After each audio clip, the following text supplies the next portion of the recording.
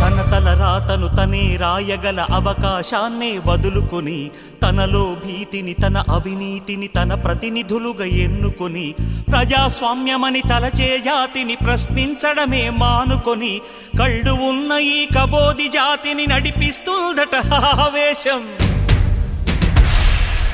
ఆ హక్కేదో తనకే ఉందని శాసిస్తుందట అధికారం.